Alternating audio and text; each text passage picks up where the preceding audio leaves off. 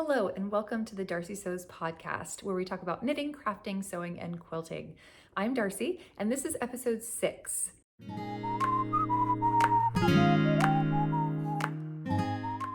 So today I don't have much quilting actually. So I had a vlog recently where I was working on a quilt for Holly Ann, and I ended up getting as much done as I could wrap my brain around, and then I took it back to her to finish. So that is no longer in my hands, but I got all the hearts done and that felt really good, and I started working towards all the little checkerboards. So maybe I will do a QuiltCon vlog and I will show you some of the things that we are getting done for that. So it'll be in there for sure. But I have one finished object that I want to share. So I'm just going to dive right into knitting. I always start out with my knitting segment. So knitting first. And the first thing that I have is the Free Your Fade shawl, which I am wearing. So I'm going to take this off and show it off. During that vlog when I was supposed to be sewing and supposed to be, I think I had decided I was also going to work on my clay sweater at that point. I picked this up to take to knit night that we do every Wednesday night. And then I just kind of fell in love with it because this shawl pattern, Free Your Fade by Andrea Mallory, is a pretty simple like garter stitch with eyelet. Every so many rows you have an eyelet row. So it's a really simple pattern, and it just made it like so like mindless and meditative and relaxing that once I kind of got back into it again, I sort of couldn't put it down. And so I ended up just continuing on until I finished it up. So I think I was somewhere around this green section, and then I just kept going. Once I got to this orange, this like gold color is one of my absolute favorite colors. I am obsessed. I want an entire shawl in just that color. But this red is super beautiful too. And I feel like these colors, you know, when you put something next to your face and you can tell like what things look good, like these are fine on me. There's all those people now that do like color theory or, you know, color theory stuff where you can like send your picture in and they'll tell you like what colors look good on you. I kind of want to do it, but I also just want to maybe go to String and Story, the fabric store, and just stand there and hold fabric up and see how that looks. But like doing this, you know, like when I put this on and when I get down to these colors, I'm like, these colors I think look really good. Anyway, have you ever done any of those like not color theory, what is the word? Color analysis. Has anybody ever done a color analysis? Did you like it? Just curious, asking for a friend. The friend is me. Because I think it would be really fun to do. I don't know. But maybe I will go up to String and Story and just take pictures of myself with all the fabric bolts in front of me. We'll see. We'll see how that goes. It's like color analysis for quilters.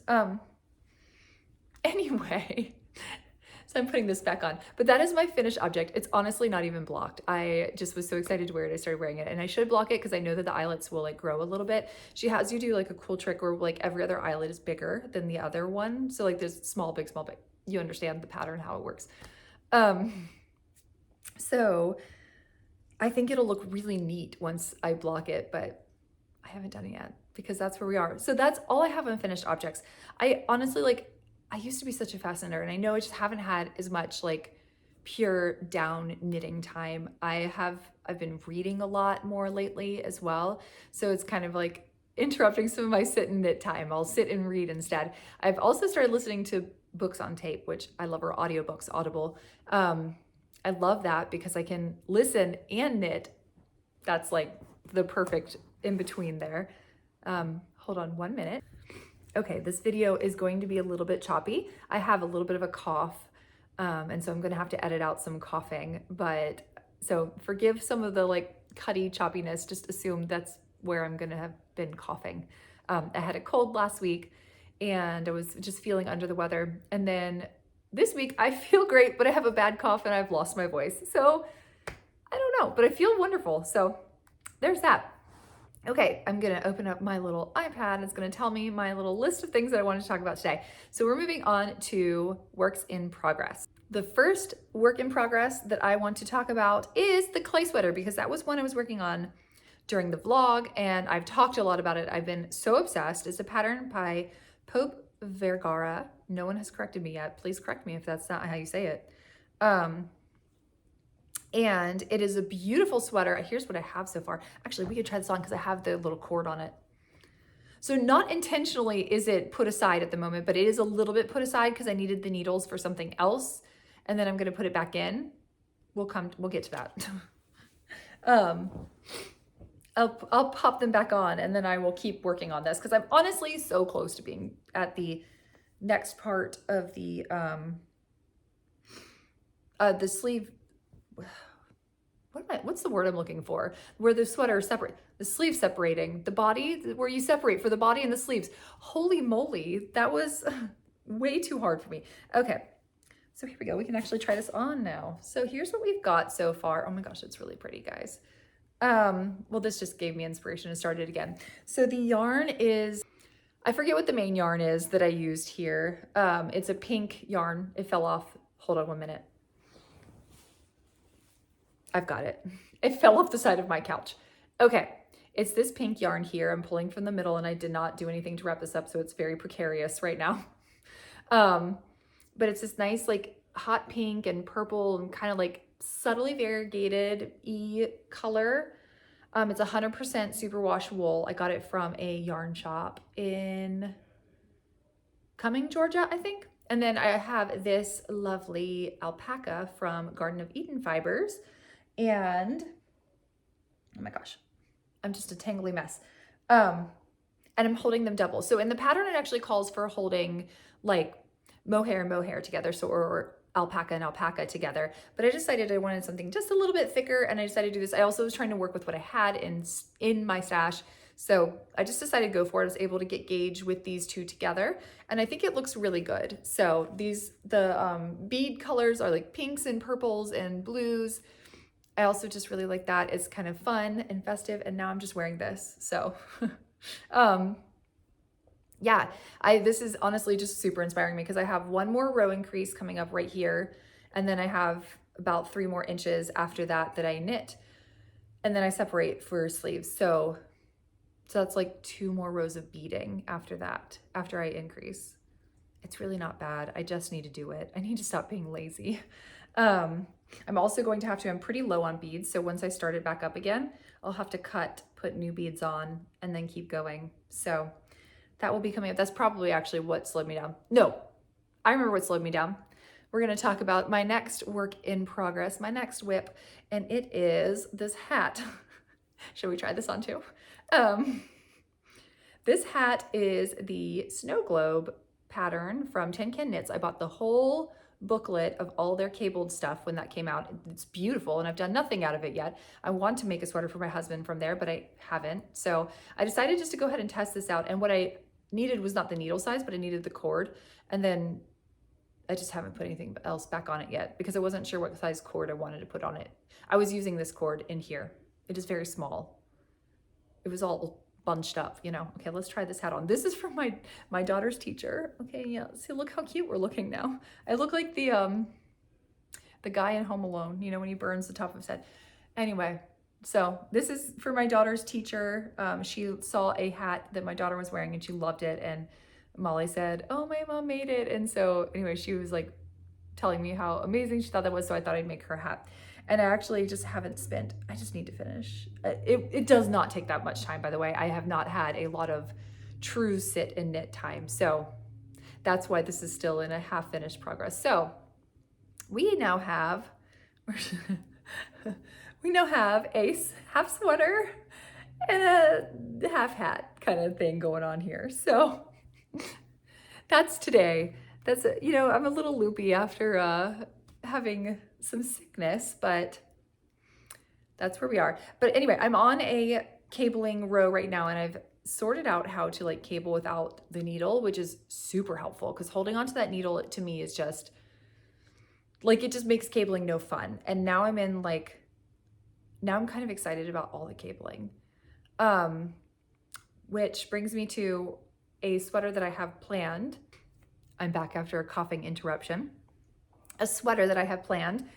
I'm pulling my yarn up. This is a giant ball of yarn. I am going to be doing the Dorney sweater. I bought the pattern already. It's from Rebecca of Crayabea Knits here on YouTube, and her sweater patterns are like wildly popular. She's amazing. I got this gigantic ball of yarn that is, it's like noodling here in my hand. while I was in England visiting my best friend when she was living there, and it's an acrylic. I just saw it at the craft store and I was like, oh, it's all like tweedy and I like it. I know like people have feelings about acrylic. I have severe eczema. I'm actually on a medicine now that controls it pretty well, but I'm still, when I knit sweaters that are next to skin, I prefer to have them acrylic because it doesn't irritate my skin at all, whereas wool can sometimes irritate my skin. I've been testing on and off now that I've been on a medicine and my eczema is mostly gone. I've been testing being able to wear wool next to skin and it is getting better. So that's like really good news. But in the meantime, I definitely will still be mixing in some acrylic sweaters that I know I can wear next to skin. So that is what this is. And I have like 2 balls of this, maybe 3. I just saw them and they were gigantic. And I don't know what it's called because I took the ball band off because I was like, I'm just gonna shove it in I had to shove it. I bought so much yarn when I was in England and I was trying to shove it all into my suitcase. Like I didn't buy clothes, I didn't buy souvenirs. Well, I did, I bought yarn and then I had to like squish it down. So I like compacted this and like had to take the ball band off in order to get it to fit in my suitcase flying back. So I also got the yarn that I'm making the socks for my husband, the DRK everyday socks that I've been working on. This has just been like a on-the-go project. I haven't really gotten that much more done on it. I've gotten like a couple rows when I was waiting for a meeting the other day. So these just like live in my purse. I have a backpack that I use as a purse. They live in my backpack purse and then they come out whenever I am in a place where I need to knit. So there you go. We've got this is one of my other ones. Now this one is like 100% wool and it's really pretty. I think I have all the information on my project page. I'll probably link that below, but anyway, that is all. So my plans, so that's one of my plans for coming up is I'm going to start this. I'm going to swatch with this and make sure that it works. Because if it doesn't, then I don't really have another plan yet. I will figure out what I want to do instead, but this is my, like, I really hope this works, mystery yarn because I don't have a tag with it anymore. And it's now a gigantic mess because I'm crazy and I bought too much wool. I didn't buy wool, I bought too much yarn. This is not wool, it's acrylic. I said that. All right. I am all over the place a little bit today. Oh, this is really warm. I just want to say, like, this sweater is going to be really warm, which is nice. I mean, could truly actually wear this as outerwear, I'm pretty sure. Honestly, the more that I'm like wearing this and staring at it and feeling how warm it is, I'm like, let's get this back on the needles. So maybe I will. The needle is not being used. This is a size 6. This required a size 8. Another coughing intermission. This one is a size 8 needle. That's what I was using to get gauge. So maybe we'll pull the size 8 back out and throw it back on and just keep going. Because honestly, once you get through the yoke, I always feel like the yoke for me is such a mental hurdle. I don't know if anybody else feels like this. When I get through the yoke, everything flies. Like the body's so fast. You just knit down. And then the sleeves honestly aren't bad. I know a lot of people don't like sleeves, like sleeve island thing, but you just go around in a circle until you're done. It's like basically making really long socks, you know, and I make a lot of socks. So, okay, really quick before I move on to sewing, I was just looking down my list. I want to sock update. Since I said I make a lot of socks. Sock update. Okay, I'm done.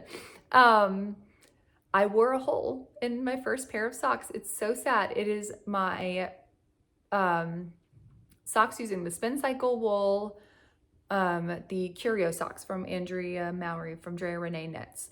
I'll pop a picture up, or I might have already done that. I found the hole yesterday.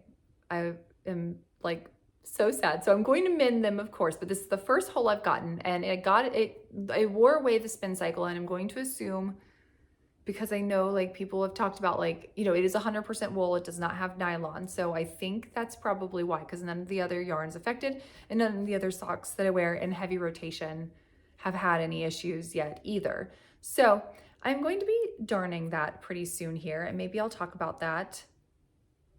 Maybe not, we don't know. But I'll show them off next time if I have it done, because They're like my favorite socks, or some of my favorite socks. That and like my Grocery Girls, I bought their Christmas kit last year, and it was like sock yarn and a sock pattern and a hat pattern, and they are some of my favorite socks too. So like those two are probably my like top two most worn socks of all times. So I'm sad that they're out of rotation right now, and now I need to make me some more socks. So I actually probably should like actually focus on getting my husband's socks done so I can do something for me, because you know there's a shortage of things for me, obviously. Okay, speaking of a shortage of things for me, I'm going to move on to sewing, because that's the last thing that I have to talk about today. These episodes have not been very long, which is kind of nice, to be honest, at least for me, for editing. I'm going to stop being weird.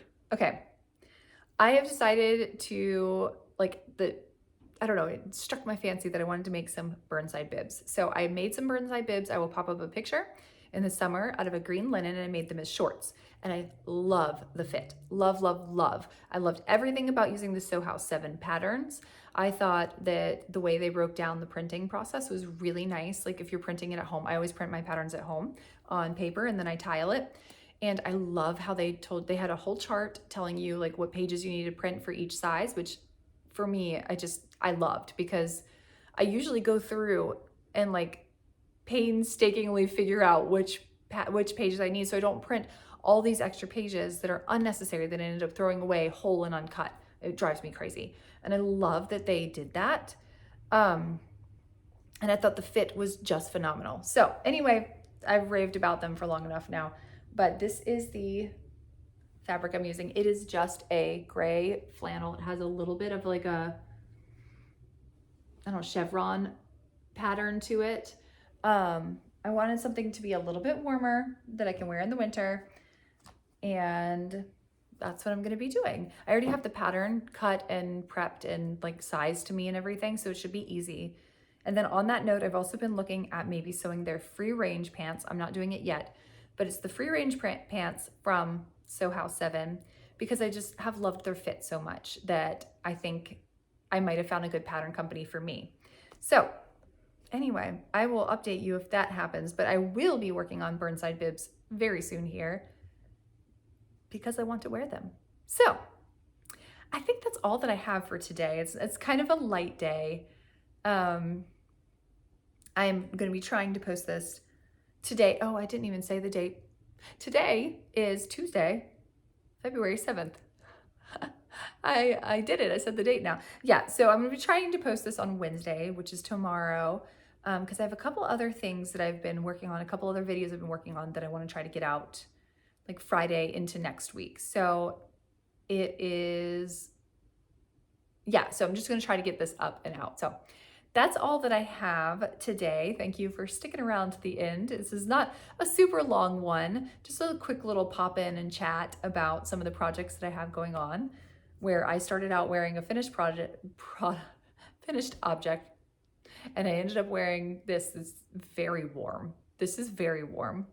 Hillary, this yarn is, it's great. I can wear this as outerwear, truly. Okay. Sorry. Back to Hillary is the yarn dyer who does behind Garden of Eden Fibers. So, you know. All right. I'm sorry. I have rambled on for long enough. I will be back hopefully on Friday. Don't hold me to that. But I think I'm going to try to get a video up on Friday. So I'll be back. I'll see you guys later. I hope you have a lovely rest of your week. Goodbye.